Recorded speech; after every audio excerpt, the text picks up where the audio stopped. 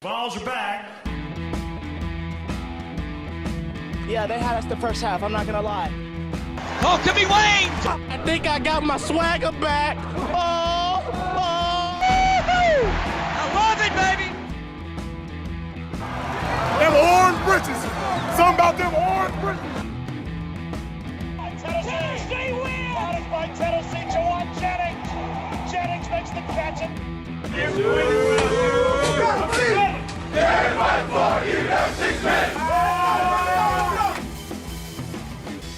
just won a basketball game, and we're very happy right now. I made up my mind. I don't expect to ever look back. I'm going to stay at the University of Tennessee.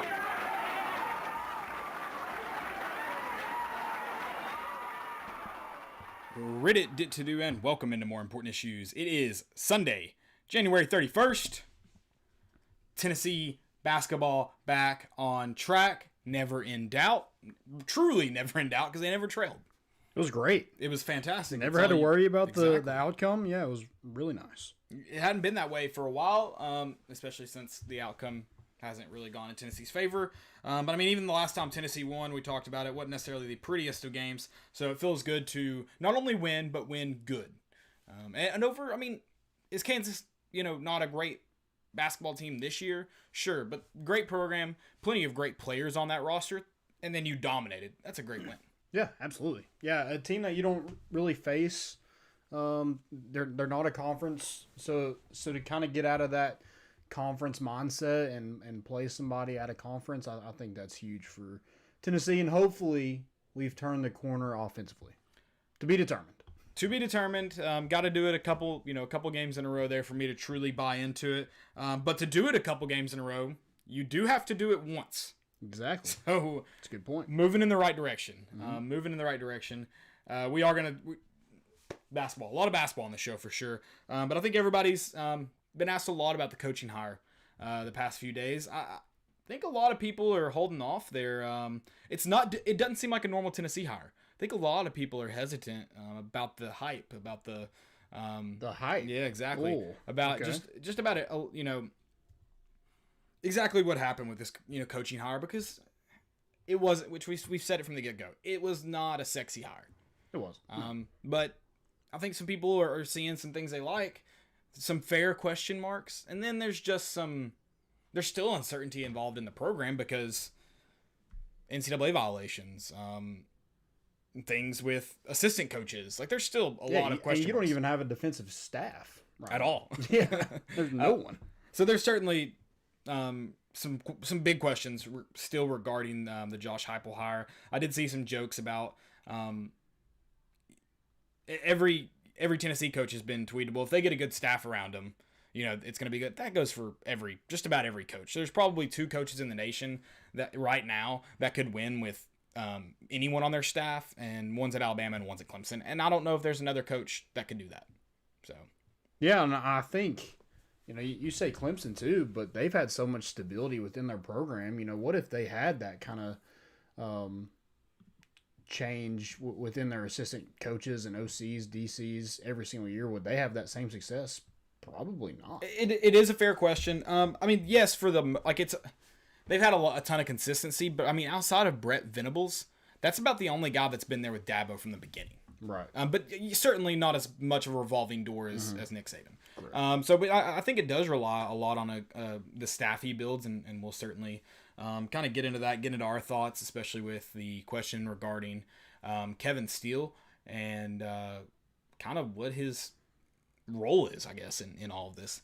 We'll talk about some of the guys that are gone. Doesn't look like many will be returning from this staff, if any, right now. And I think that's whether they're VFLs, great coaches, if the violations are as bad as Donde Plowman and Randy Boyd made them out to be, I don't see it's going to be tough to retain anybody that was previously on the staff anyways. Right. Or at least to have clarity in the next couple weeks about it. So We'll definitely get into all that. Landon's got team news for us.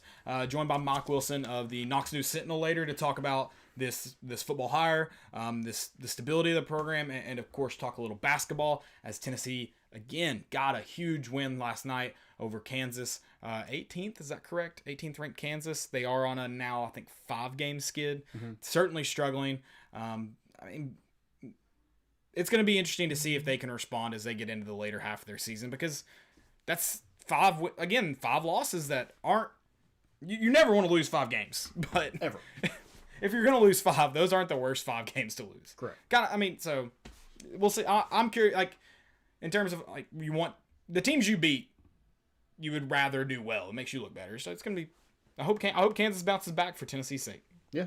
I'd rather Tennessee keep I mean, because right now, I mean, they're on the verge of not even being a tournament team. Correct. Yeah, correct. Then we'll preview the Ole Miss game. That'll be, again, a great chance for Tennessee to go get a win. I think it'll take one of Kansas's best games or Ole Miss's best games matched with one of Tennessee's not so great games to see anything out of the ordinary there on, is that Tuesday night or Wednesday night? Tuesday night. at 7 o'clock on ESPN2. Thank you. Good call. And then we will get into some questions. So if you've got them, drop them now or tweet them at us. We'll try to get them for the show. I'm hopping on YouTube now. Sorry, not over there yet. Of course, I'm always on Twitter. Landon's got Facebook. Drop them in there. Tell us where you're listening from on this. We'll call it beautiful. We're going positive mindset. Beautiful Sunday night. Oh, like Calling that, for you snow. want that positive energy. Okay. Exactly. Yeah, let's get it. Why not? Calling for a little snow tonight. Knox County's already out. Okay. So we're going to go with sorry. Positive? They went online. Yeah. Dude, computers are going to be the worst thing to happen to snow days ever, right? Oh, yeah, there won't be snow days ever again. So snow days are what now, like 0-2 against computers? They're going to be a myth. Like here in like 10 years, you can be like, what's a snow day? Yeah, those never existed. All right. You ready to get into it? Yeah, guys, go check out our sponsors, Tennessee Tap House, Hound Dogs, and Blue Water Climate Control. It is cold. It's beautiful, but it's cold. It's beautiful, baby. So go check out Blue Water Climate Control. They will help you out with all your HVAC needs. We got guys listening from Philippines, Roger Lee. And then Mark Taylor is at Merle's Inlet, like always. Tim Ragsdale, I think he just gave us his actual address. That's awesome. That's a new one. I'll be on Google. I'll be on Google Street View later tonight, Tim. Oh, maybe it's not. It's Barnwell, South Carolina, but he did say 803, so I thought that was his address. Dropping the zip in there. Okay. Yeah. Okay. I like it. I like that a lot. All right, Josh Heupel. Thoughts right now. Just first throw it out there. What do you? Underwhelming. think? First thoughts. Underwhelming. Ooh, okay. I thought we were starting this positive energy. Here you come. Underwhelming. Hold on. You said initial thoughts. I'm not gonna lie. It's like he's been a couple days on the job. Like he spoke last night to. I'm not doing that. I'm not gonna get hyped on some words anymore. You're not it's not gonna me. Butch Jones got me, man. I'm not doing that anymore. And that is the thing. Like, it's a tough job for Josh Heupel because Tennessee has been burnt so many times. Yeah. Like, it's hard to we have trust issues right now. Yeah. We got out of some bad toxic relationships. Exactly. So, Josh Heupel's got to really, really earn that respect. He doesn't get gifted it. It's not necessarily his fault, but he doesn't get gifted it. And, I think if Josh Heupel was honest with himself, I think he would have to admit that, the hire's got to be a little underwhelming for the program team. And that's not, I'm sure, I hope he's confident in himself enough to go, I'm going to prove you wrong. But what has he really done to, really say otherwise right now that he could be the guy that could really get Tennessee turned in the right direction? Look, I like what I've seen, the little bit I've seen from his offense. Last year was not ideal, but I think it's a little unfair in a COVID year to, with everything going on. He talked about it with, I think he did that little sit down with Bob Kessling. And I liked him coming away from that. And he talked about, he's like, this year was just interesting because they didn't even practice or meet as a team until like the third week of the season. They had been doing Zoom interviews as a full team. Like that's tough to really get a, cohesive environment. And I know every team is dealing with it. And he mentioned that too, but it doesn't affect the same, teams in the same way. It's just, so it's hard to hold that against him. Now he did only lose one possession to every team except BYU. Yeah. So it's not terrible losses. I don't know. I just They weren't by double digits. So. they weren't by double digits. And again, underwhelming, but I do like the few things I've seen from him. I mean, I joked about I'm not going to get hyped on and I'm not hype about his interview with Kessler. But I thought coming away from it, I was like, this guy seems like a guy who at least similar to how Jeremy Pruitt started out. If we're just being honest, like a guy who just gets the program in football, and he's not just going to come in here and try to make up his own traditions and try to bring in all this faux energy, and like that just doesn't seem like who he is. And the players do seem to like him. They're a little, maybe sometimes they should put down the Twitter machine, but they seem to like him, and I think that's good. And it's hard to get hyped about it right now. I won't lie. It's hard to get too excited about it right now. Yeah, I think it's my first, after my reaction right now is I'm hopeful. I don't know really what that means, but I do like his offense. I watched a lot of film on it today, and a lot, he just puts guys in positions to succeed. He running game, he runs a lot of misdirections. He's constantly making the defense think.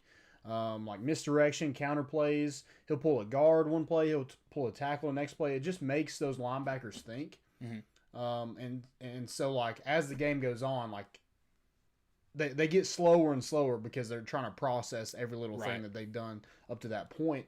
And then with DBs, he's going to utilize speed.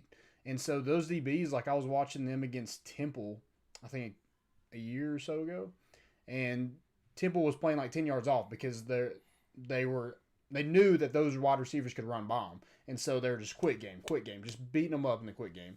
They started coming up, and then he hits them over the top. I mean, wow. It just it's simple, but it's also something we're not really used to. I was about to say, I said, oh, wow, sarcastically, because I'm finally somebody who can, adjust to see what the other team's doing and counter that. And the little bit I've watched, since you've watched it all day today, you've watched it more than I have. Seems to try to get guys out into space, trying to find pockets of space, and whether that be bringing guys in motion, doing different things with the wide receivers out on the outside, and I don't know why could Tennessee this season not get guys in space? Yeah, it was he just utilizes every bit of personnel he has. He'll use an H-back, he'll use tight ends, he'll use every single receiver on the field. And yeah, it looked like backyard football. When we just take the snap and everybody just runs downfield and does a different thing. That's what it seemed like Tennessee was doing. And his offense, at least, he lets athletes be athletes. And I think Tennessee has plenty of athletes at the skill position. Will he have to maybe have a few more wrinkles because it's different competition? Probably. But I think to really get Tennessee fans excited, I think the offense will be there. But defensively, you got to do something. Yeah. Right. Because, right now, you have no one on the defensive staff besides Kevin Steele as of right now, but who knows what happens. It also doesn't look like that'll happen if the rumors are true. Defensively, I like, and in terms of his press conference, I liked what he said, and they want to kind of do the same thing they do offensively and be aggressive and go create turnovers. And, listen, I hate it because I think if you want to have a really, really good, sound defense, I think it's possible. But the way the defenses are going, you're going to get points scored on you. So can you go out there and create turnovers? Are you able to get teams in bad field position and bad situations like that? That's really all you can ask for in this defense. This defense is going to be depleted this year, though. So I don't know, it is going to be an uphill battle. Yeah. Especially at the linebacker position. It is going to be very, very tough. You better get a good staff in here because I think that's your only hope of having a good defense. And we've already got some questions kind of regarding this, and we'll get to the Ty Simpson stuff soon enough, so just hang on with us because that was announced shortly before the show, but we'll certainly get to that. But we've got some questions about can we replace every transfer with a portal transfer? No, you can only sign 25 guys, period. Which is, they've got to fix that rule, right? Now that it's going to be an open transfer pretty much one time. You would think, but if we know anything about the NCAA, nothing they do makes any kind of sense. Correct. So fair. Who knows? So yeah, but defense is going to absolutely. Someone said we needed defensive guru, and the staff will be set. I mean, there's only how many staff members have been named? 3. And are they even official? I don't think they're official yet. No. So like, I don't. I mean, this staff's going to need a lot. But yeah, defense is good defensive staff right now. Is like I don't think you have an opportunity to miss. I mean, and that would make Tennessee fans excited if he was able to load down a defensive staff like that. And the money's there, obviously. I mean, Tennessee has some sort of money tree growing somewhere because they're just throwing money at everybody. So I don't know. Yeah, you want to get a great defensive staff. If I were Josh Heupel, I mean, can you really find a better defensive coordinator or even linebackers coach than Kevin Steele? And I don't know if Kevin Steele wants to be here, but I think at least you have that conversation where you're like, hey, let's make him say no so you don't have to freaking pay him. Exactly. Yeah, that's what I would do. Yeah, I mean, I kind of agree. I mean, if he goes out and makes a better hire than Kevin Steele, and I don't know enough, like, right off the top of my head to, like, who would that be, what would that look like? Right. But if he does, then that's a different story. But, I mean, I got to agree with you, at least to an extent. Like, yeah, Kevin Steele's probably your best option. He's already on your staff. I would hope he's been forming relationships with players since he's been here. I don't even know if he's had enough time. Right. But yeah, I would think, and I think hopefully he brings some other guys with you with him to be a part of this staff that were. Yeah, I think Kevin Steele has the connections around the SEC defensively where he could probably build a good defensive staff. Right. So if you hire the head guy, you kind of let him lay out the land of what he expects. So you probably get Rodney Garner back. Probably. That'd be nice. I'd like that. I would like good Rodney recruiter. Garner. Yeah. Because I think he's never really had to be a good recruiter. No. Josh Heupel. Well, I mean, he's not really had the opportunity to. Right. So. And I think it's definitely a lot easier to sell Tennessee than it is UCF. No offense to UCF, but that's just one plays in the SEC and one plays in the AAC. Like right. Yeah. I mean, it's pretty obvious. Yeah. Recruiting's definitely gonna be a challenge, and I guess there we can start real quick with Ty Simpson. And I mean, what I said to you before the show, I wouldn't think Ty Simpson signing 3 weeks from now, 2.5 weeks from now, is a good sign for Tennessee. He's probably spoken to Coach Heupel once. Probably more than that. If I was Coach Heupel, I'd be calling that man every day. I mean, yeah, but like, yeah, maybe, but might catch a voicemail a lot. He might. I don't know. Part of me, it feels that way too, but part of me is just like, he's got an offensive-minded coach that's had a good track record of developing quarterbacks. It's possible. He's at a school that you want to be at, whether some people say that's incorrect. He's been here way more time than he's been anywhere else. Right, but I just can't imagine that like the hire would be where he changes his mind. But again, why not wait until May or August of next year? If you want to get it out of the way, that commitment, so you're not even thinking about it, like you make your decision, move on. I get that, but February seems like a weird time to do that. I agree. Yeah. So But a lot can happen in 3 weeks. He could develop a great relationship with Josh Heupel. He signs. He could never talk to Josh Heupel again, and he decides he pushes it back. I mean, a lot can happen in 3 weeks. Yeah, no, absolutely. And another thing is it's a commitment. Till ink's paper, till he's on campus, nothing's set. 3 weeks is a long time. 9 months is a really long time. Yeah, so I don't think the Ty Simpson thing will be wrapped up February 19th.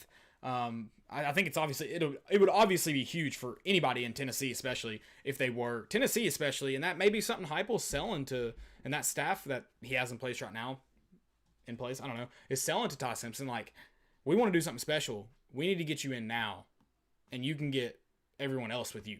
Like, you can be the guy in the class that goes out and gets guys. That's possible. Yeah, and if he goes out and lands Ty Simpson in 4 weeks, I guess, since he got the job. I mean, that steamrolls your whole entire recruiting class. You would think. So, and again, I personally don't think it's likely. You're a little bit more into the recruiting, and you think it's at least more of a possibility than I, right? Yeah, I mean, I don't know. Right, but so I'm not saying it's impossible, but it just seems unlikely that hiring Josh Heupel is what changed Ty Simpson's mind, but it could have. It could. I mean, if you mentioned the offensive. Yeah, if you go watch the UCF film that I watched today, you want to be a quarterback in that system. That's understandable, yeah. Absolutely. But I mean, also like Alabama's recruiting him. How do you say no to Alabama that just won a national championship? And they've done a great job with their quarterbacks as well. Yeah. So Absolutely. Okay. The good news is about staff, because a lot of staff changes. Chris Winke's gone. he's gone. Jim Chaney, you assumed, I guess, Jim Chaney would be gone when Josh Heupel was hired. Yeah. That wasn't a surprise, kind of just a matter of time. Right. But Jim Chaney's gone. Chris Winke's gone. So, yeah. Someone mentioned, do you want to play for Heupel's offense or Bill O'Brien's? Is Bill O'Brien the GM of this team too? Because that's a hell no.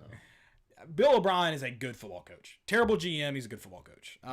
What offense would I want to play for? I mean, it's hard to just flat out say no about Bill O'Brien, right? Like, look at the track record he has. Right. And he's at Alabama with That too. So, I mean, is it really Bill O'Brien's offense?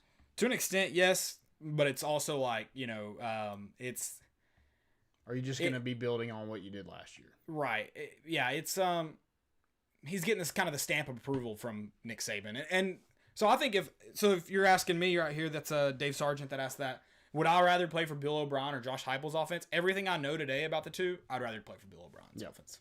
We got some questions in the chat asking about staff. Those are the only two that have officially been let go. Mm-hmm. There'll definitely be more. Joe Osovet did interview with UCF. That's a good For point. the Forgot wide about receiver him. job. So he could still be on staff, maybe. T. Martin to be determined. I think Jay Graham, I don't think that's finalized either. It looks like... Him going to Alabama? Yeah. Because I think they hired Gillespie. Did they? They ended up hiring him. But Jay Graham was going to be the special teams coordinator. coordinator. Yeah. Gotcha. I don't think that's been finalized Okay. yet.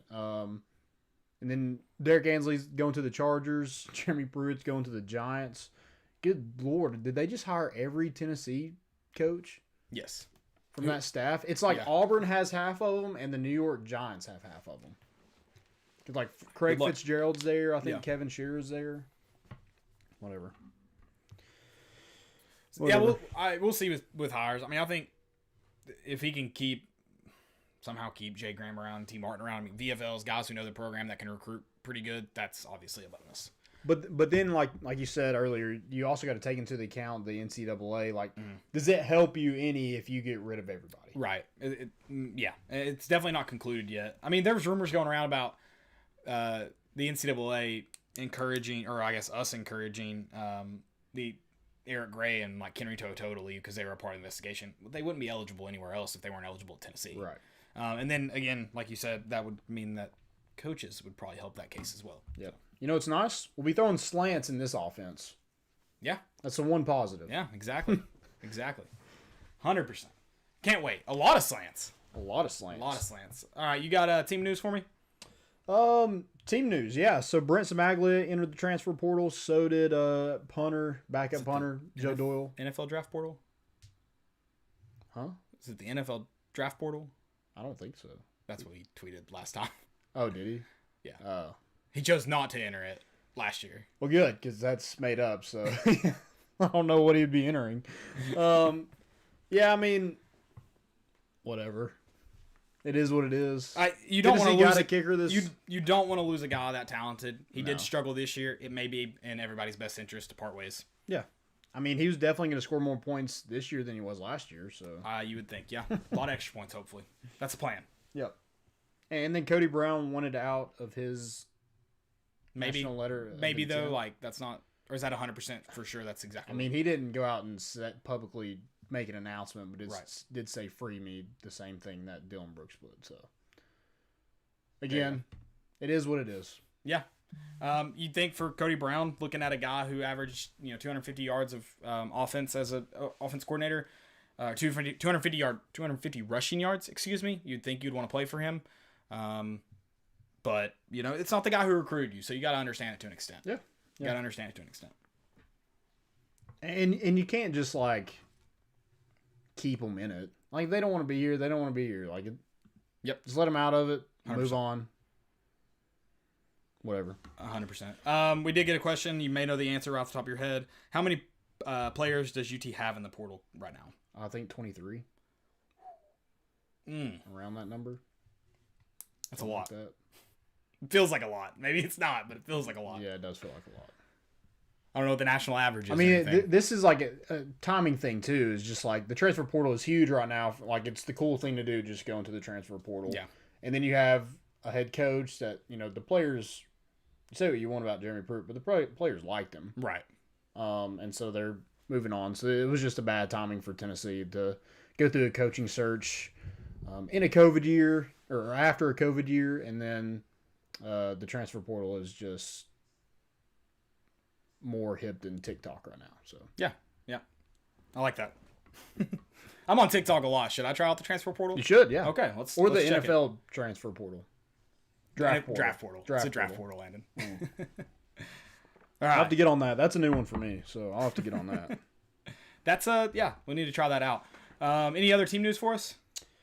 That's all I got. I'm just on wait and see mode. That's fine. Yeah, why not? I'm just kind of sitting back, relaxing, see what happens.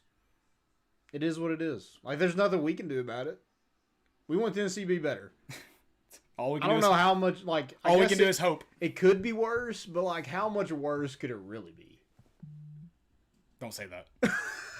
Don't say that. Don't say that. I don't want to talk about that. Positive mindset. Positive mindset. Gotcha. All right. That is all the team news we've got. We're gonna get Mike Wilson from the Knoxville News Sentinel on. Excuse me. Just a moment here. Mike, how you doing, man? Doing well. How are you guys? Good. Doing well, Mike. Is great to have you on. Appreciate you hopping on with us. Let's get right into it. So you've been full force in this coaching search. We just got done talking a little bit about Josh Heupel and kind of our expectations, thoughts on it. So what is your initial thoughts as of right now with the coaching search and then the hiring of Josh Heupel? Yeah, I think I went through phases, specifically when it came to Josh Heupel and his hire. Initially, my reaction was laughing that Tennessee paid a search firm to hire a guy that they could have texted on the first day and hired, because that's just kind of my sense of humor. Second reaction was kind of, well, this is uninspiring for an AD that's known for inspiring hires. But my third reaction has been more of the positive variety, which is I don't know what Josh Heupel is going to do on the field anytime soon, but I think just having a different presence in that football facility and just a more level, I don't know if reasonable is the right word, because I don't know that Jeremy Pruitt was unreasonable exactly, but just having a fresh, new perspective inside that building, I think it's going to be a really wonderful thing for Tennessee football in the long term. Yeah, it kind of gives you hope a little bit. Again, I kind of mentioned I'm on wait and see mode just with everything. But we'll see. I mean, I said a second ago, I don't know if it can get that much worse. I kind of knock on wood with that. But in your opinion, what does Heupel have to do in year one to maybe show some success? Man, just score the ball. I mean, and that's obviously what he was brought in to do here. Right. And that's what he's known for doing. But, I mean, Josh, when's the last time that Tennessee had a team that could reliably score the football? 2016, maybe? I mean, that's first half of 2016, yeah, perhaps. You got to remember the Ohio game and the App State game, actually. Yeah, it was pretty. There's some ugly games kind of sprinkled in there as well. Yeah, so reliably might even go all the way back to 2015 at that point. It's been 5 years or so since a Tennessee team you could count on to score the ball. So to me, just having a competent offense, one that can at least make you competitive in games just because other teams are going to have to put up a lot of points to beat you, and maybe they will, but just at least giving your team a fighting chance, because last year they averaged, 20 points a game, and they're giving up 30 a game? You're not going to win anything doing that. Correct. So to me, the biggest thing for Josh Heupel is just show that you can put together a team that can score the ball. Because Jeremy Pruitt's staff recruited enough offensive weapons to do it. I mean, everyone, you guys probably talked about it at length, was those freshman wide receivers last year, and the only one who contributed was Jalen Hyatt.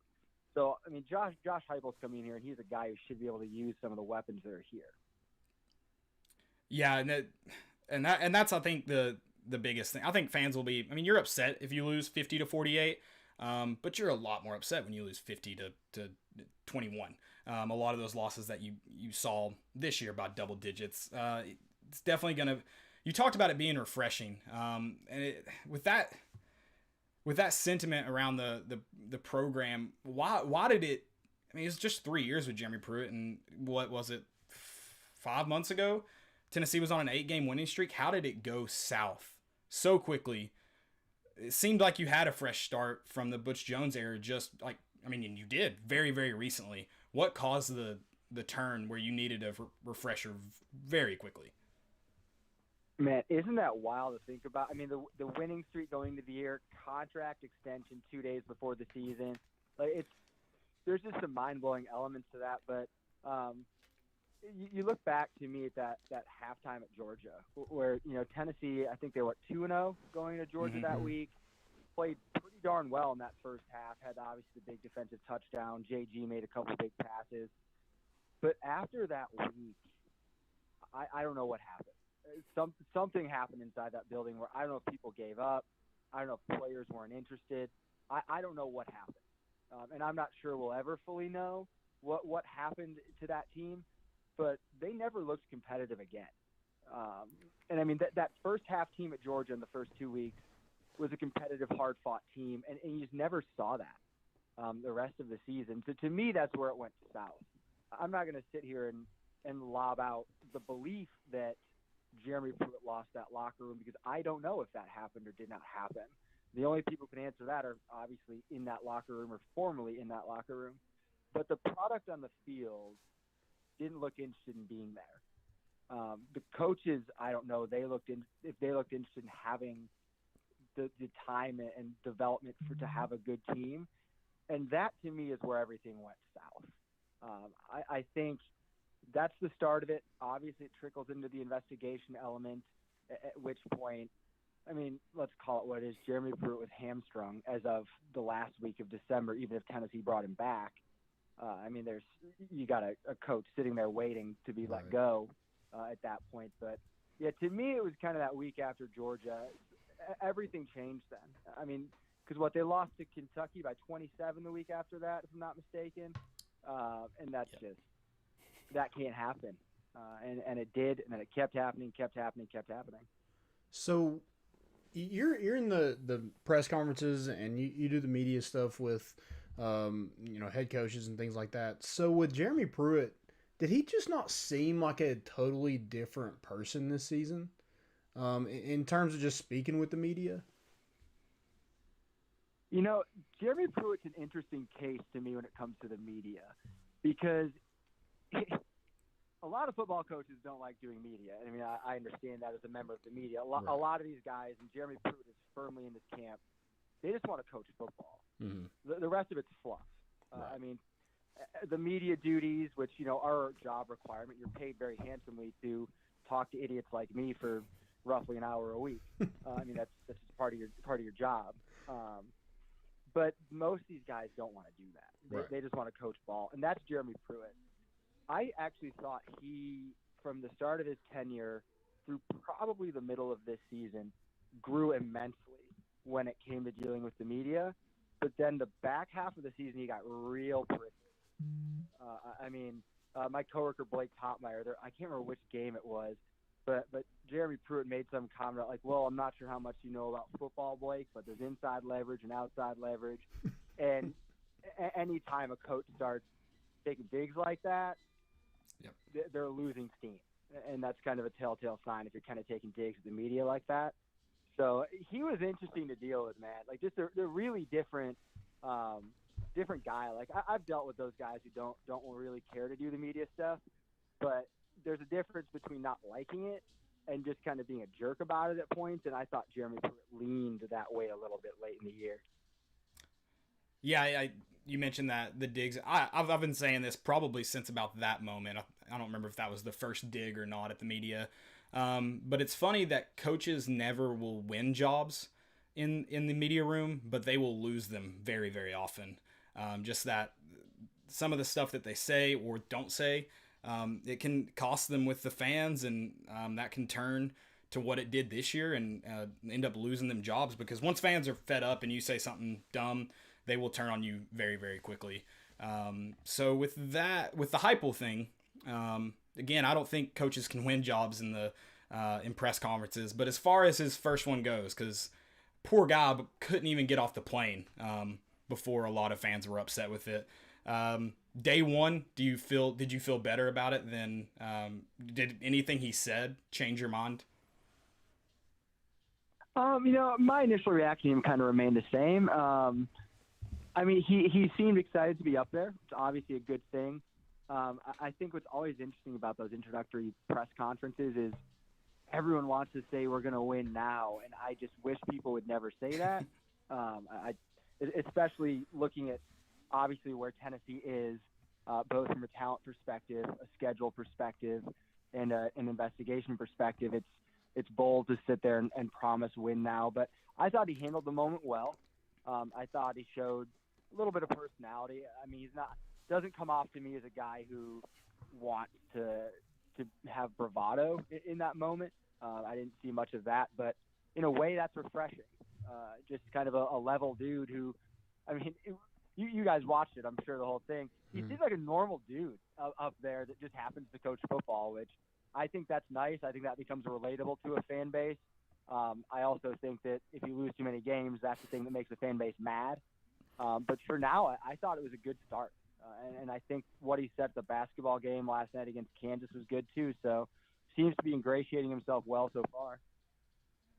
Yeah, I was kind of pleased with that because I had read something right before the press conference that said that he hates he does not like doing the media stuff, and he really struggles in doing that. And I haven't seen a press conference before then to really know how he was gonna be, but from hearing that and then seeing him at the press conference, I'm kind of with you, Mike. I really feel like he wanted this job, at least it seemed like it.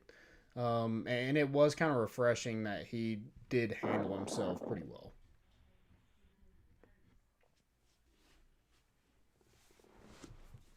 Did we lose you, Mike? Oh, sorry. No, I'm back. You're good. I think what you said Awesome. You're good.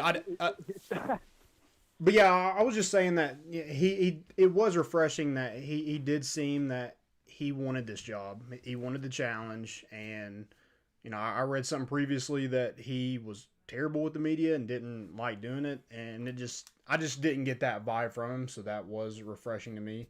But let's get off football a little bit, because football, it is what it is. It's kind of a wait and see. You got one more question? I got one more to kind of Okay. get. I want to get your opinion on, because I think it's been some people have asked questions. I've seen it talked about quite a bit. The first thing Danny White kind of mentioned about the coaching search is that he wanted to speak with the players and get their input and kind of what they looked for and in a coach and what was going right and what was going wrong. Obviously, you saw a bunch of social media posts from players. They seem pretty excited about it. Do you have a feeling kind of around the program where players kind of landed on it? Obviously, it seems like they wanted an offensive guy from everything happening. If you had to try and get in the players' mind, rate this higher, where do you think it stands for them? Because unfortunately, the portal's heavy. It's not obviously Josh Heupel's fault, but it's certainly his problem now to deal with. Yeah, there's a lot of portal guys there.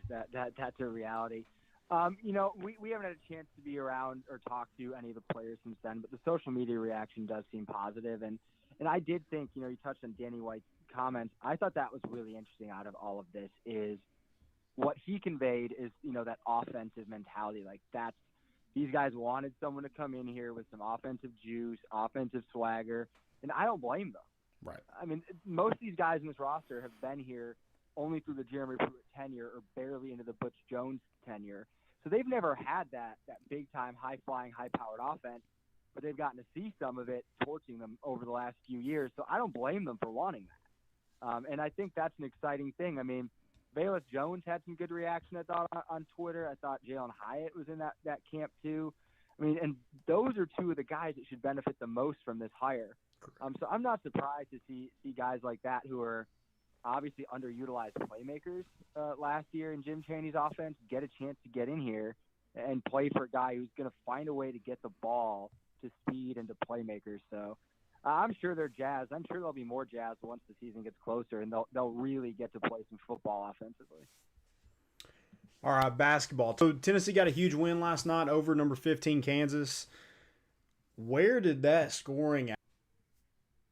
I wish I could tell you that. I mean, that is such a good – because obviously for the past 2 weeks, to me, I thought this was the most dominant game they played since the Missouri game, the SEC opener. They won by 20. The scoring thing was pretty sweet to watch. I mean, just because this is a team that's been – to be honest, I went to Thompson Bowling Arena last night expecting like a 50-47 just bludgeoner game, and I was not really looking forward to watching that basketball game again.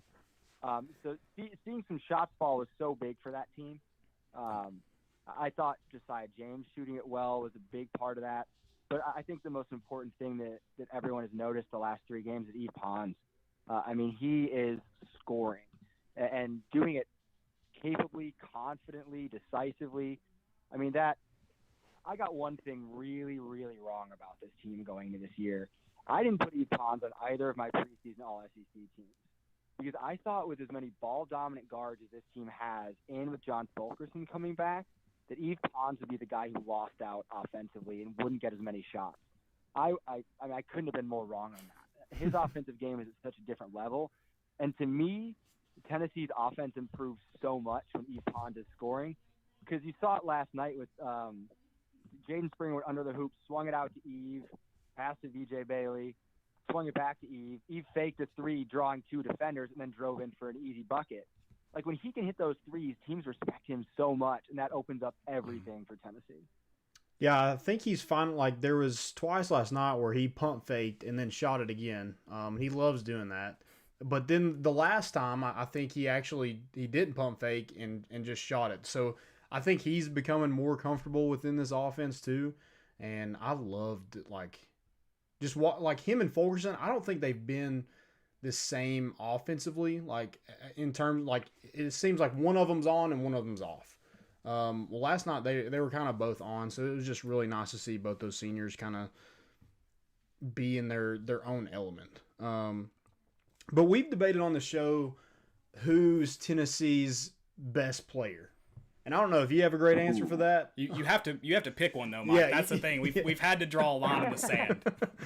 So after last night, and it might be Yves Pons. I mean, he's becoming probably. I mean, offensively and defensively, it'd be hard to go against him. So who do you think's Tennessee's best player up to this point? How do we define best? Most important, or let's go MVP. Let's do that. Ooh.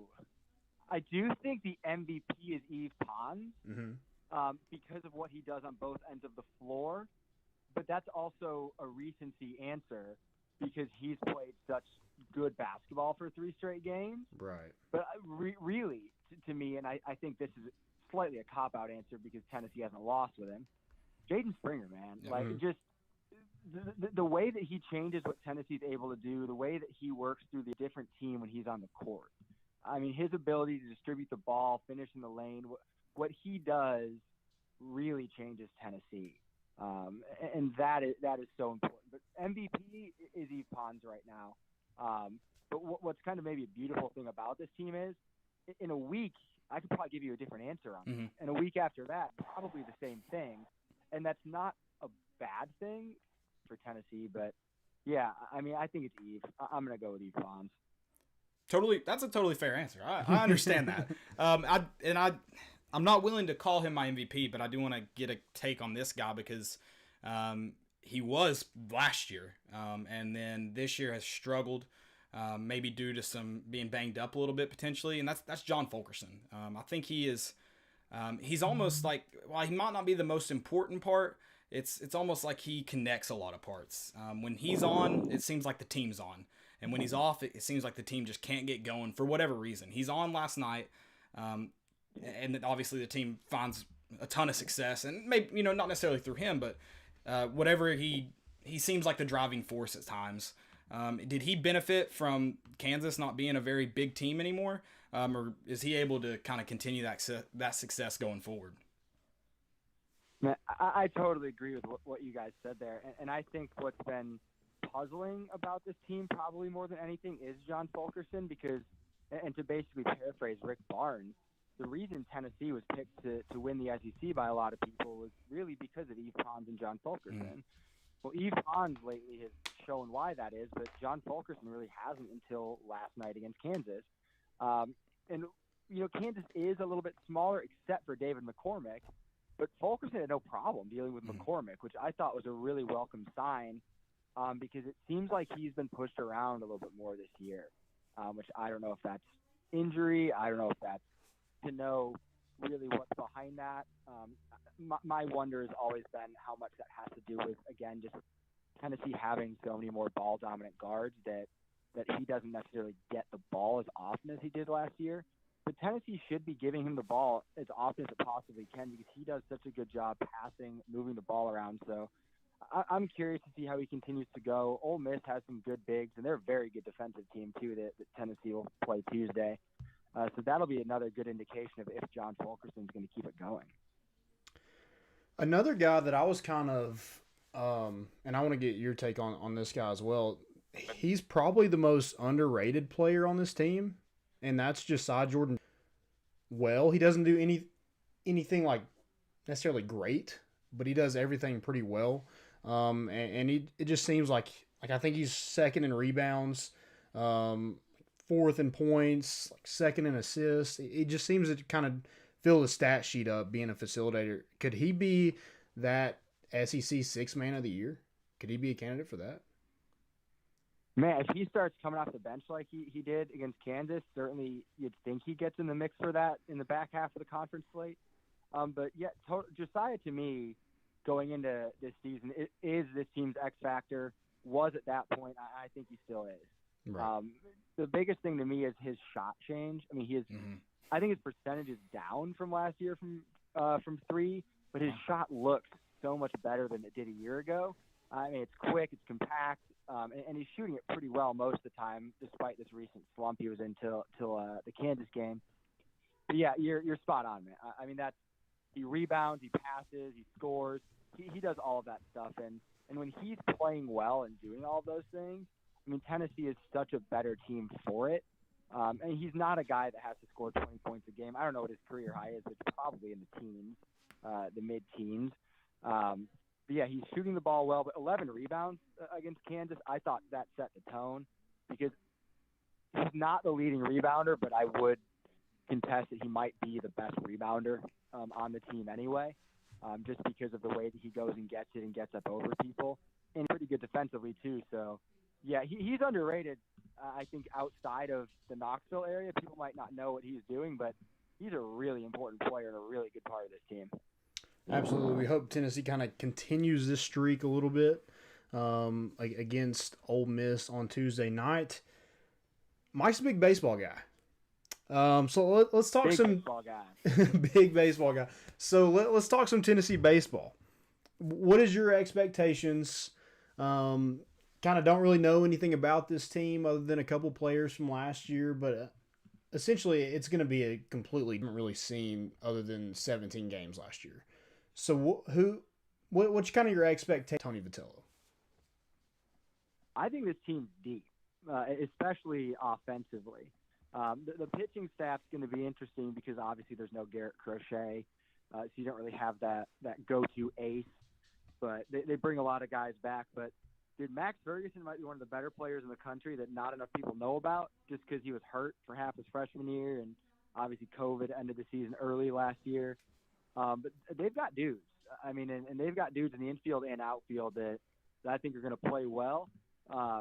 Jordan Beck obviously is a guy, big bat that started to have some moments last year. That I think they really need to step in to be the Alaric Solari kind of in terms of just a guy who can really slug it. But yeah, I think they got some excitement over there at Lindsey Nelson. It should be really fun. Yeah, I'm super excited to see what this team looks like. I've actually talked with Coach Kiv a little bit about the bats.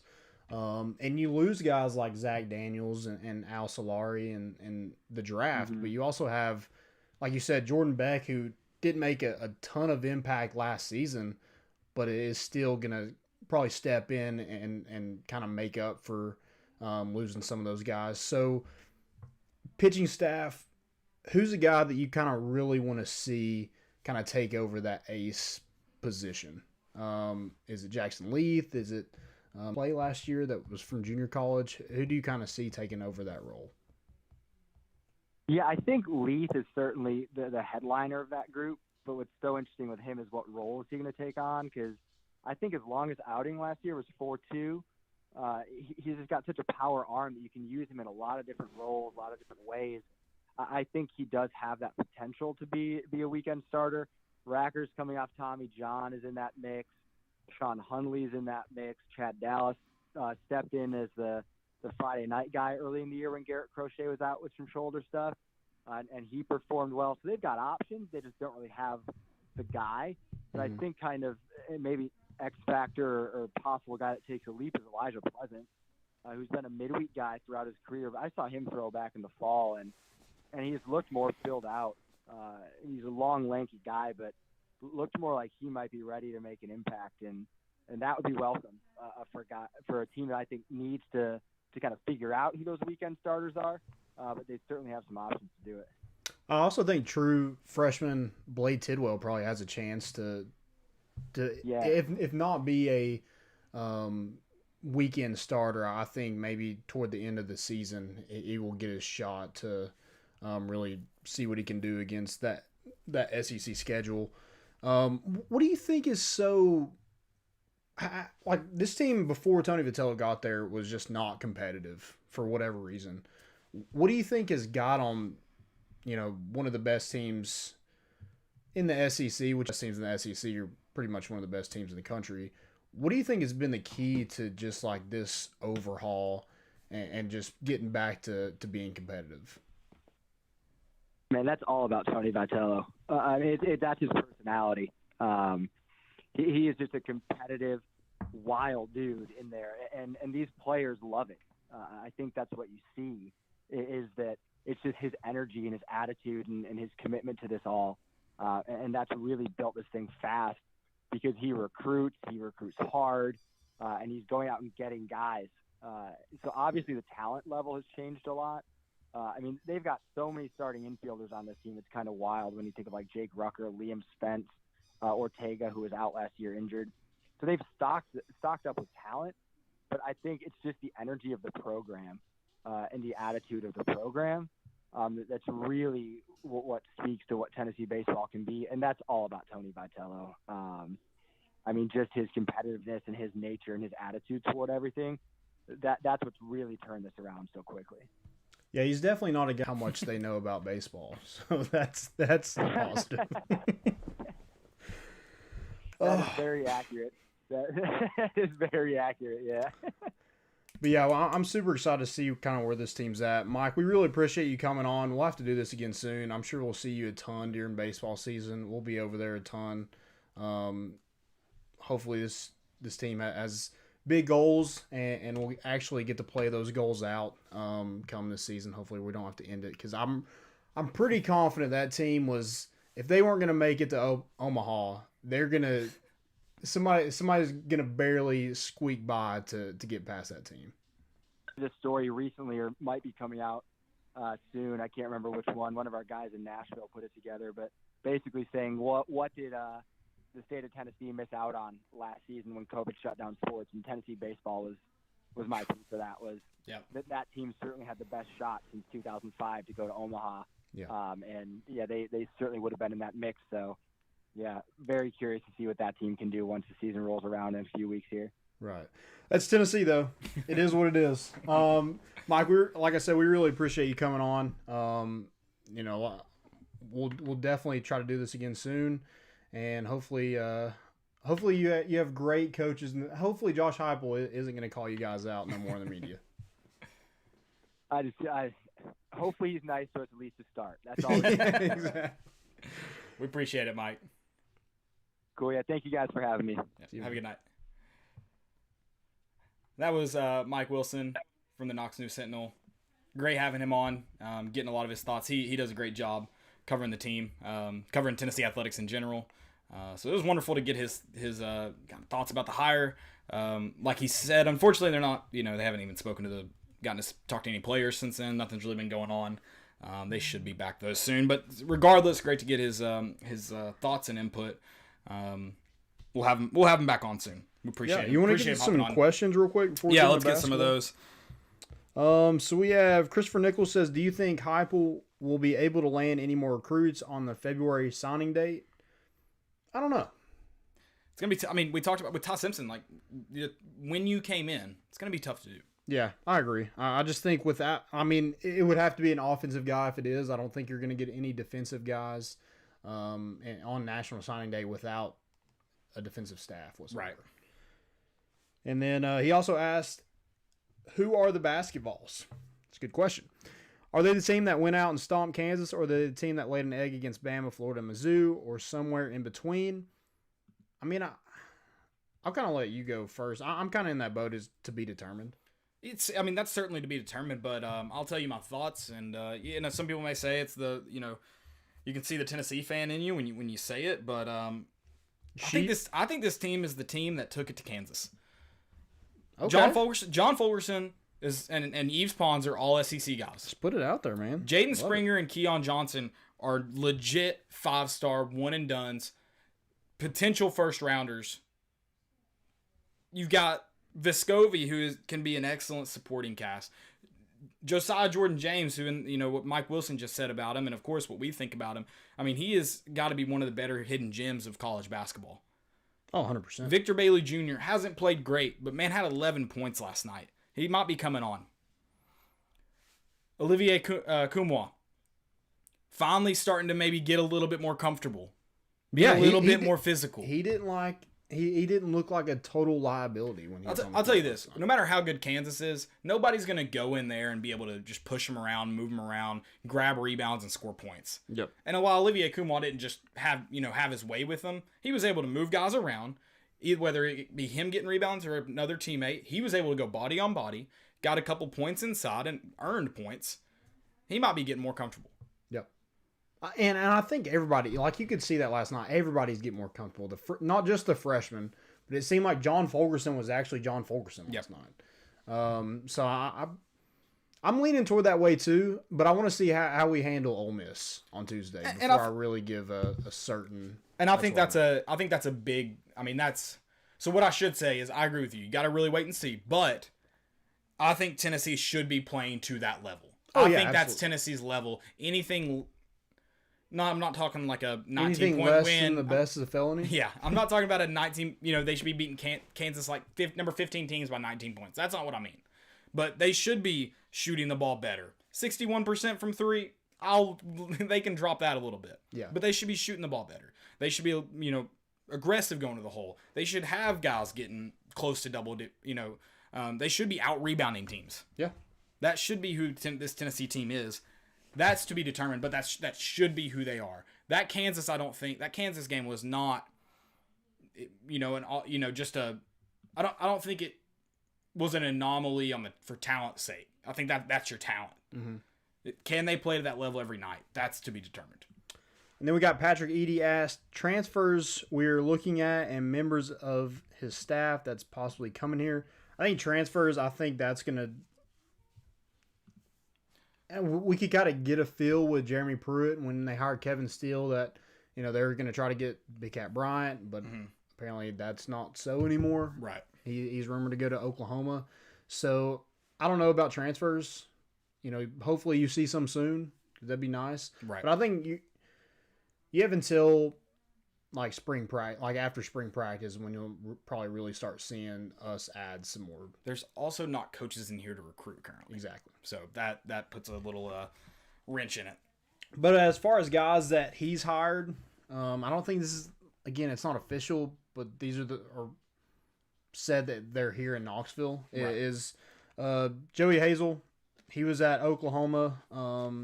He's also at Utah State and Missouri with Heupel. The O-line coach, Glenn Ellerby. I think he was also the offensive coordinator. No, Golish was the offensive coordinator. Ellerby was at Mizzou with him, also played at MTSU. The tight end coach, Alex Golish, was at Iowa State and Illinois before going to UCF. So those are the guys that he's, I mean, basically his offensive staff. Right. Which it makes sense for who he is, yeah. And Jim Chaney was always going to leave. Chris Weinke was always, even if Pruitt probably would have been here, Chris Weinke was gone. I hope so. And then if Josh Heupel's calling his own plays, Jim Chaney's not going to be here. Right. Correct. We're paying a lot of money. And, you know, like Mike Wilson said, I don't know why he hired a search firm. Right. But Tennessee just has money to spend, I guess. You got to spend it. Yeah, I guess so. You got to spend it. All right. They think it's timeouts. They think they can't take it. Can't take them at halftime. Can't take them at halftime. All right, I'm going to let you get that hat on real quick while we flip the script over. Kansas. Speaking of I know we got to right. Well, we got to talk a lot about this with Mike Wilson. So there's not a ton left to say, but we do got to talk about it because Landon's got to put the victory cap on. Absolutely. So we got to talk about it. Man, just what a great way to. I mean, what a great way to kind of get back on track. It would have been nice to kind of see that against Mississippi State rather than easing into it, but a win is a win. So you won, got off that skid, and then you get a big win over number 15 Kansas. Please let this carry over to Ole Miss on Tuesday night. Please let this carry over because don't waste this momentum. I don't think it's just shooting for this team. I think it's also rebounding. I think it's also assist. I don't think it's just because they shot well they played that well. I hope not, because you're not going to shoot that well all the time. Right. So I really hope that it's more than just that. They did get to see some shots fall early, and that always helps. But that's not going to be the case every night. If your shooting is going to carry you the whole way, you're not going to win. You're not going to win a ton in March. Yeah. You're not going to get a chance to play a ton in March. Like Kansas lost 3 in a row up until they beat TCU on Thursday. But this team wasn't getting blown out by Baylor and Oklahoma. They lost to Baylor by 8, lost to Oklahoma by I'm terrible at math, 7. Mm-hmm. So I mean, it's not like you beat a good basketball team. Right. They were talking on the I can't even talk broadcast during the Oklahoma and Alabama game, debating on if the Big 12 or Big 10 was the best conference in basketball. Mm-hmm. And both of them agreed it was the Big 12 with, Kansas might not be the same Kansas that we're used to. But they're Kansas. But, they're still a good basketball team. And the fact that you're able to get kind of over that hump a little bit because you've lost to them twice now, to do that and just dominate for 40 minutes was awesome. No, I agree. 100%. Awesome. Agree.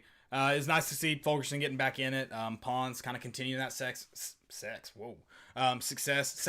Nice. That's what I meant. That sacks that he plays. So much sacks. But that success. And then, I mean, also, even scoring quite a few points.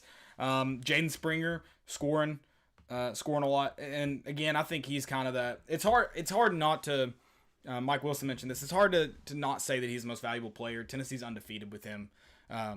So it's definitely hard to leave him off that list. But a lot of guys that kind of you have a ton of really talented and really, really important guys on this team that kind of help this train move. Mm-hmm. So we'll see kind of on Tuesday night as they go to Ole Miss. But that's a big win against Kansas regardless. SEC gets the win in the SEC Big 12 Challenge. Thanks to Mississippi State, not so much Tennessee, but Tennessee had to win too. Right, yeah. I mean, it was just a good win all around. Pons was perfect from the field in the first half. I want to mention Victor Bailey Jr. also. He didn't have any shots in the first half, but he had 4 assists. So, it looks like this team is kind of forming to an actual team and not just like individuals just kind of sprinkled in there. It just looks like, you have Jaden Springer, who we thought was just like a really good offensive guy, and he is, but he's also facilitating for others. Yeah. Mike Wilson mentioned the pass to Pons to score. I mean, this team just seemed locked in last night, and they dominated the boards. Finally. Let's do that every night. Good Lord. I mean, where did that come from? Yeah. Because we haven't seen – Kansas didn't have a single second chance point in the game. Right, which maybe due to a little bit of lack of their effort too, but you had to get the rebounds. Right, yeah. So, we won the rebounding by 15, 38-23. I mean, we haven't out. That was good math. You said you were bad at math. You just rattled that one off. Yeah, I'm good when I want to be, I guess. But man, Josiah Jordan-James, he just like every game, he's just so. It just seems like he's very consistent. He's going to give you something in every statistical category. Yeah, and it's funny that earlier Mike Wilson mentioned the shot. It was, I remember that first time he shot in Thompson-Boling Arena. I was like, oh man, that's going to take some time. But man, it looks so much better. I would have lost that trivia if you had asked me whether Josiah Jordan-James' percentage was better this year than last year. I would have lost. I would have said it had to be this year. Yeah, had to be. Hopefully that's changing. Maybe the shots are falling for him now, so you might trust that what he's been working on a little bit more, and maybe those shots fall since he did shoot a little bit better last night, and we'll see. Yep. No, another thing, Tennessee 16 for 17 from the free throw line. Got to make free throws. Yeah, I mean, look at Kansas. They lost.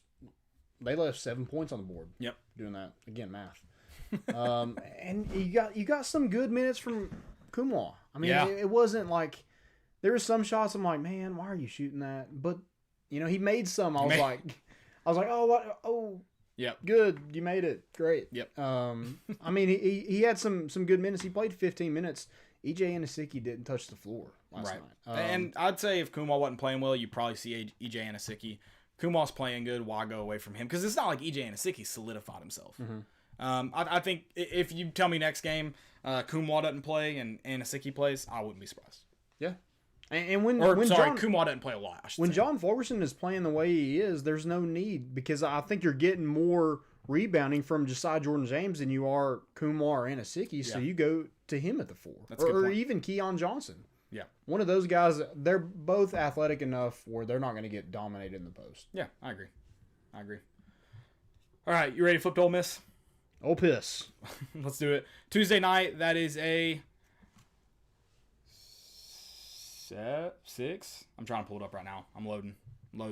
But last 4 night, p.m. Oh, I was like, it said 4 for a second. It must have been to 7. West Pacific. I don't know why it has me on the West Coast right now, but nice. Where you? Oh, it's Auburn 4 p.m. That's where it showed. Okay. So 7 p.m. Tuesday night, ESPN2. Tennessee is at Ole Miss. A little road game, traveling. Ole Miss, not a great basketball team in a bad stretch of games right now. They dropped their second one to Georgia on Saturday. This one not as close as the first attempt. I do think this is a feisty Ole Miss team that can present some trouble for you. Yeah. It mixed with being on a Tuesday night. They definitely are feisty, and then you mentioned it. They really only have one good player. And I think that one consistently good player, but he's aggressive. He goes to the rim. He gives Ole Miss a lot of good opportunities to score points. And it's annoying to watch Devontae Shuler play basketball because he scores probably a lot of points that you feel like he shouldn't. But he scores. He's aggressive. He goes to the hole. Yeah, I just think this is a good matchup for Tennessee. Ole Miss doesn't have – they have a 6'8" and another 6'8" forward. So, they're not going to dominate you with size. I think Tennessee will match up well. Hopefully, Fulkerson plays the way that he did against Kansas, where he just himself. He gets the ball, and he does a little sky hook. Also gets to the free throw line. And it's just a pest. Flipping the ball back. When somebody's boxing him out, he flips the ball back. Just annoying the crap out of opposing posts. I just thought he answered the bell last night. Yeah, absolutely. So I think this is a good matchup for Tennessee. Devontae Shuler is kind of like their only real threat into beating you. If you let him go off for 30, obviously they're going to have a chance. But I think with Tennessee's defense and the amount of guys that you can throw at him, like Pawns, Keon Johnson, Jaden Springer, Josiah Jordan-James, I think they'll be fine against this Ole Miss team. No, I agree. I think this is a game that Tennessee should win. And there's really not a ton on the schedule that Tennessee shouldn't win. Right. So it's just kind of coming in here, taking care of business. Again, I think Ole Miss, a big thing going in. This is the same thing can be said for every Tennessee game, but can they go in and be physical and out rebound Ole Miss? Ole Miss rebounds the ball probably about the same as Tennessee. Yeah. But can you keep them from getting second chance points. You mentioned their size. They don't have a ton of guys that should just out rebound you and work you inside. So can you? And I think this is where Kumar, if he does again what he did with Kansas, go in and put body on body, it's going to earn you more playing time. Giving your guys chances, giving yourself chances to get rebounds. That's, I think, where you can really impose your will on this Ole Miss team. Yeah. And Tennessee's like our offense just hasn't really been in like a rhythm until last night. It just seemed like we were in more of a rhythm. And I think a lot of that had to do with we were just getting it to the post. Yeah. And then we were getting it out if there was nothing there. Like we weren't being selfish where at times, Kumar got the ball and it was just like, he wasn't going to pass it. There were a couple times, even with Fulkerson, love Fulkerson. There were a couple times he's getting the ball. It's like a look in his, not even his eye because the camera's not on it, but you're like, I know that first move he made. He's shooting here. Yeah. He definitely seems like he could be a little more patient sometimes. But Tennessee got open shots and just made them. Yeah. Tennessee's had a lot of open shots in the past, against Florida, against Missouri, Alabama, and we just didn't make them. Yeah, no. Yeah. But having that boost of pawns offensively, I think that just helps take the pressure off everybody else trying to score basketball. I agree. Agreed. Anything else for this Ole Miss game? Tuesday night, 7 p.m. Let's kill Be it. there, be square. Let's get the victory cap back out. I would love to. It's I want it to be looking old and worn after this season. Yeah. Really would like for it to be old and worn. All right. Nothing else for basketball. Any more? Do we have any more questions, or do we hit them all? Hit all those questions. Let me get back on here. Drop them in if you've got them. I think I've gotten to most of them. We had some maybe comments. I don't know if they were questions while Mike Wilson was on. Again, appreciate him. A lot of fun there. Drop them if you got them. I'm on YouTube. Landon's on Facebook. I'm on Twitter. Mm-hmm. Mark Taylor asked about T. Martin and where he would go if he wasn't on the staff. I don't know. It just doesn't seem like, unless he just, because he was at the Senior Bowl all week. Yeah. So I don't know if he's even had a conversation with Josh Heupel. Right. So I think it'd be difficult to just kind of keep him, like you mentioned, with the NCAA stuff. And where does he go from there? Who knows? I think he wants to be an OC somewhere. So. Right. And he's not going to be the OC here. And if he wanted the job as bad as, Peerless Price's tweet made it seem like he wanted it, I think for his sake, he needs to go somewhere that he can either be a coordinator or try to go get a job at a smaller college as a head coach, because, that's especially like Tennessee and what they needed. And I'm not saying like the 100% right answer was a guy like Josh Heupel who has head coaching experience, but I don't think it was a position coach guy. No. And unfortunately for T, because T may not have been involved at all. It doesn't seem like he was if he wasn't fired with Felton and Edemeyer and those guys. But you were on the staff during what seemed to be some serious violations. Tough for them to just flat out trust you. And I can't entirely blame them. Yeah. And I'm not saying he did it, but it's like, if Philip Fulmer got caught up in it, T. Martin's probably going to get caught up in it. If we're just being 100% honest about the situation. Yeah. So I just don't like getting the job. I just don't think he was considered like his resume. Josh Heupel's resume is way better than T. Martin. There's nothing against T. Martin. Right. He just hasn't been a proven. He's not even been a coordinator. Yeah, been a proven coordinator right. to really have a chance to get a head job. So, if he wasn't the player he was at Tennessee, would people even be talking about it? Correct. Absolutely not. Yeah, correct. And could T. Martin have been the guy at Tennessee to fix the program? Maybe. But if there was some, I don't know. I don't know the whole story. I just know that I do know this. Tennessee fans, what you just mentioned, Tennessee fans would not be happy if T. Martin was hired and he hadn't played it, and he wasn't a former player. Yeah. If you look at his resume, take out, quarterback at Tennessee, Tennessee fans would have been very, very upset at that hire. So absolutely. Let's just it's not even worth thinking about in terms of being mad. So. Yeah, if he goes somewhere what if he went to UCF? Yeah. They need a whole offensive staff. If he went there and built a program up, won football games, I wouldn't hate down the road if he's the head coach. I just think for the time being, he just didn't have the resume to match up with even being a candidate. Yeah, what was needed. Yeah. Yeah. I agree. And typically, I know just to kind of hit on the resume. I mean, Sam Pittman never been a coordinator, obviously never been a head coach, and he's doing it at Arkansas.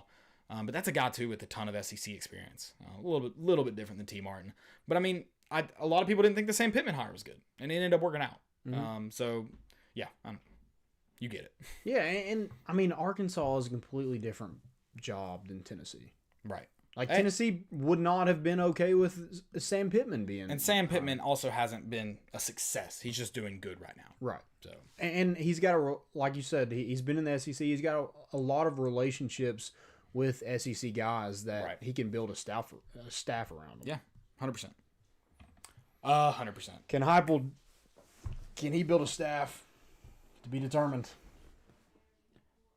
Is that a Butch Jones sign helmet? It is. Why did I just notice that? What are we gonna do with that? We should do something fun with it. I want to like have a reason to just like have like destroy it somehow. I feel like we could destroy it, maybe, but I feel like there could be something we do with it that would be funnier. Like that could be your fantasy football trophy loser, like something like that. Like that's what the loser has to put in their living room. Yeah. Something. I mean, it doesn't have to be that. Just I think that would be something along those lines. Destroy it's it. right there because I can't really see it when I sit in the chair. Yeah, I understand. So I don't want to look at it. No, you should keep it because I think we could find something creative to do with it that could make other people suffer, and that's fun. Okay.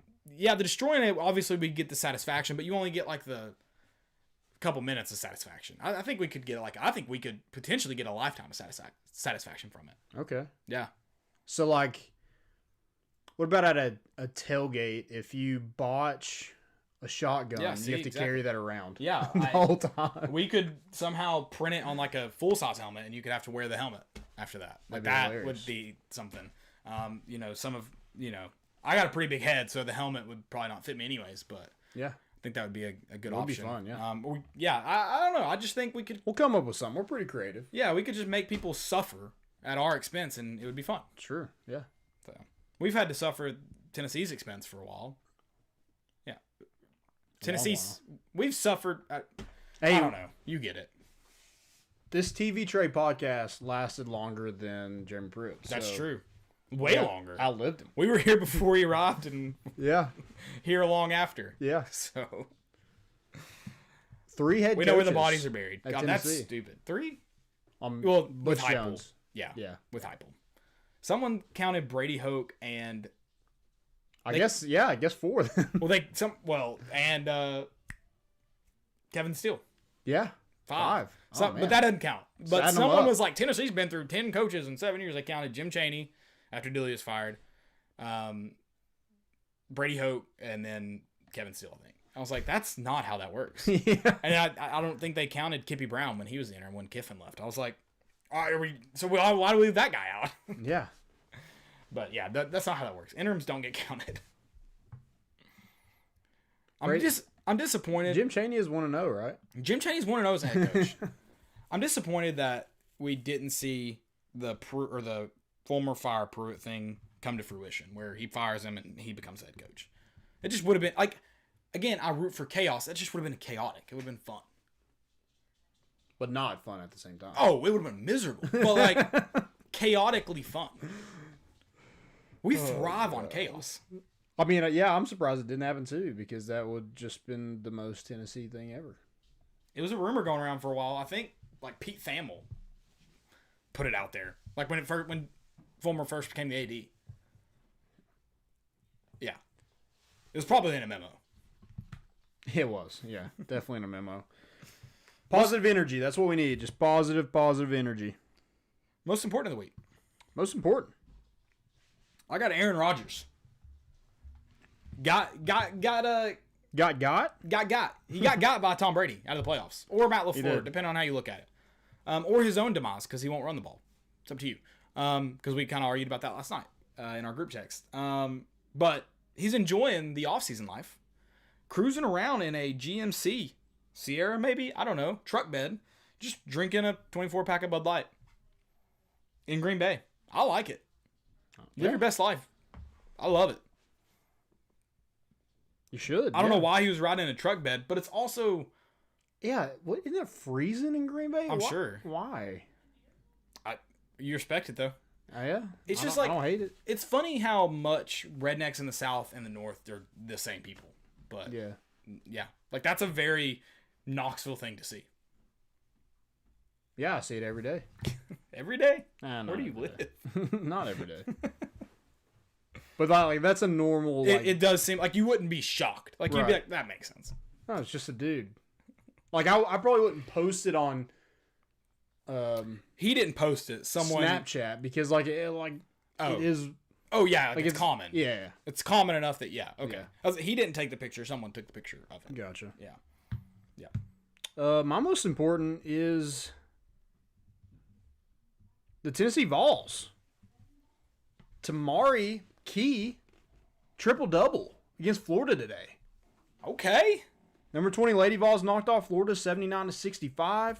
She had a triple-double, 23 points, 10 rebounds, and what was her last one? What'd you guess? Steals. Blocks. Okay. 10 blocks.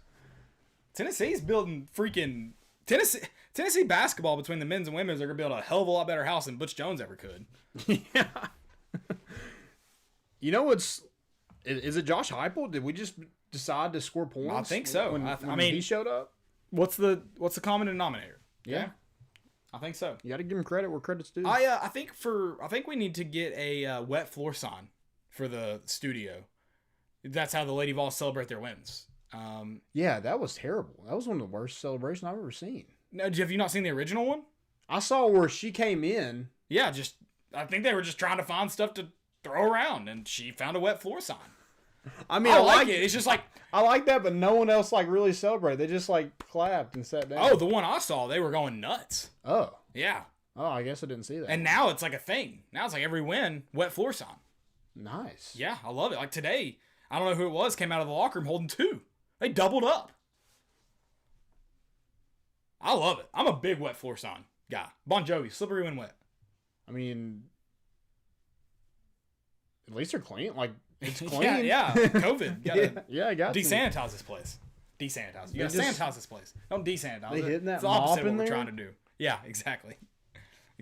Well, I'm a big fan of the slippery when wet signs.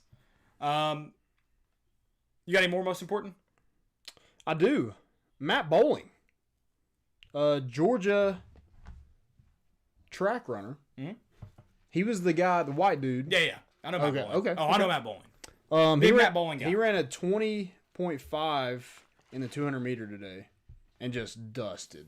Or indoor, I I think it was assume? yesterday. Yeah, just dusted everybody. That makes sense. Wasn't even close. Yeah, that makes sense. I love the video.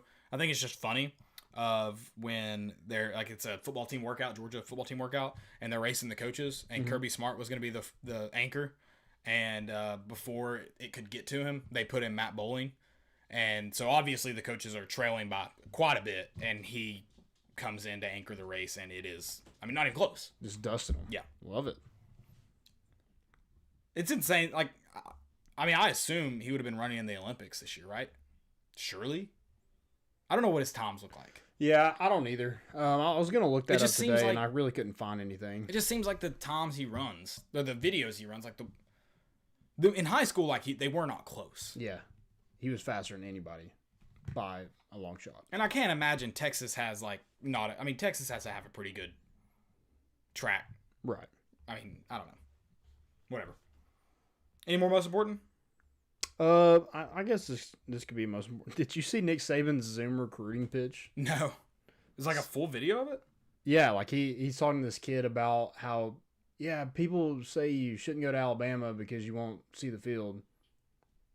He's just you're going against the best every single day. Yeah. And so, he's just going on and on about why kids should go to Alabama, and it's just number one, why are you filming this? Yeah, that's pretty weird. So the kid was filming it, I assume? Yeah, I think so. Yeah, he's not going to get off for Bowden. That's the first, that's... Yeah. Nick Saban will not be happy with you, dog. Right. But he did make a good point. He was like, why would I be talking to you if I didn't think you could play here? Right. So, that was a good point. Good point. So I looked up Matt Bowling's times. Okay.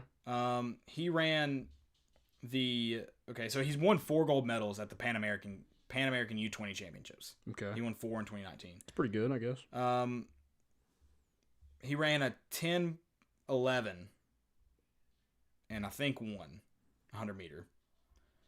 And then a 23 200 meter and won. That wasn't at the... These are not very clear what race he's running. But he won with a 23 200 meter. Okay.